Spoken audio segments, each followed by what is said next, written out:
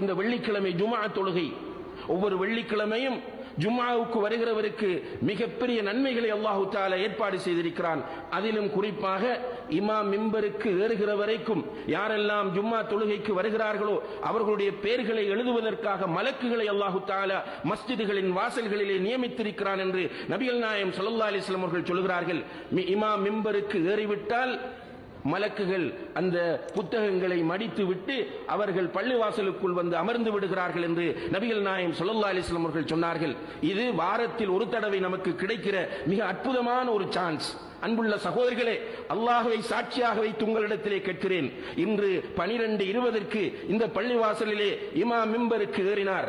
அந்த நேரத்தில் எத்தனை பேர் நீங்கள் பள்ளிக்கு வந்திருந்தீர்கள்? அதற்கு பிறகு நீங்கள் 12:20 பிறகு வந்து இன்று இப்போது 12:45 தாண்டுகிறது. இந்த நேரத்திலே பள்ளியில் நிறைந்து போயிருக்கிறீர்கள். 12:20 பிறகு வந்தவர்கள் உங்களிடத்திலே கேளுங்கள், இந்த 12:20 முதல் பள்ளிவாசலுக்கு வராமல் என்னை தடுத்தது எது? நான் என்ன செய்து கொண்டிருந்தேன்? இந்த லேட்டா ஒரு 5 நிமிடங்கள் 10 நிமிடங்கள் நான் தாமதித்தேனே, இந்த நேரத்தில் நான் என்னுடைய வீட்டில் என்ன செய்து கொண்டிருந்தேன்? ஏன் நான் தாமதித்தேன் என்பதை கேட்டு பாருங்கள். ஒன்றுமே இருக்காது. ஆனால் நான் லேட்டாக வருகிறேன் என்ற கவலையும் கிடையாது. இதிலும் வேதனையும் கவலையும் என்னவென்று கேட்டால், சில பள்ளிகளிலே நம்ம போய் பார்த்தால் நேரத்தோடு சில இளைஞர்கள் வருவார்கள். வந்து பள்ளிக்கு வெளியிலே மரங்களுக்கு கீழே பைக்குகளிலே உட்கார்ந்து பேசிக்கொண்டே இருப்பார்கள். அல்லாஹ்வுடைய தூதர் என்ன சொல்கிறார்கள் என்றால், நீ பள்ளிவாசலுக்கு வந்து உட்கார்ந்த பிறகு இமாம் மிம்பருக்கு ஏறிவிடுகிறார். இமாம் மிம்பருக்கு ஏறிவிட்டால் உனக்கு பக்கத்தில் இருக்கிற ஒருவர், அவர் சிறுவராக இருக்கலாம், பெரியவராக இருக்கலாம், அல்லது சில நேரங்களில் மூளை வளர்ச்சி இல்லாதவராக கூட இருக்கலாம். அப்படிப்பட்டவர் பேசுவதை நீ பார்க்கிறாய்.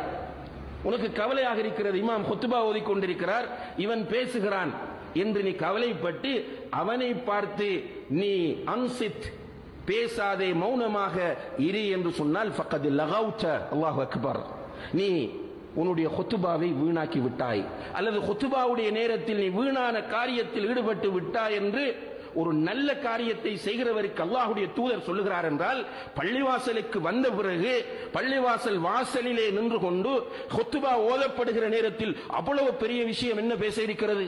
அப்படி பேசிக் கொண்டிருக்கிற நிறைய பேரைத்தான் இன்று சமுதாயத்தில் நம்ம பார்க்க முடிகிறது. இவைகள் அனைத்துமே கண்ணியத்திற்குரிய சகோதரர்களே, நம்முடைய இதயங்கள் நோய்வாய்ப்பட்டிருக்கின்றன என்பதை எடுத்து காட்டக்கூடியவை. இதயம் பரிசுத்தமாக இருந்தால் இபாதத்துகளில் ஈடுபாடு வரும், பாவங்களில் பயம் வரும். இன்னும் ஒரு இடத்தில் அல்லாஹ் தஆலா சொல்கிறான், நபி ஸல்லல்லாஹு அலைஹி வஸல்லம் அவர்களுடைய மனைவியரை பார்த்து பேசுகிற நேரத்தில், வலா தഖ்தஅன பில் கௌல், நீங்கள் அந்நிய ஆண்களோடு பேசுகிற நேரத்தில் குலைந்து குலைந்து பேச வேண்டாம். அதாவது உங்களுடைய சப்தத்தில் நீங்கள் குலைச்சலை, அதாவது கொஞ்சம் நலிந்து நெளிந்து பேச வேண்டாம். ஏனென்றால் ஃபயத்மா அல்லதி ஃபீ கல்பிஹி மரத், யாருடைய உள்ளத்தில் நோய் இருக்கிறதோ அவன் உங்கள் மீது ஆசை கொள்ளுவான், உங்கள் மீது இச்சை கொள்ளுவான் என்று அல்லாஹ் தஆலா சொல்கிறான். அப்ப உள்ளத்தில் ஏற்படுகிற இன்னும் ஒரு வகையான நோய்தான் இந்த இச்சைகளும் தேவையில்லாத ஆசைகளும்.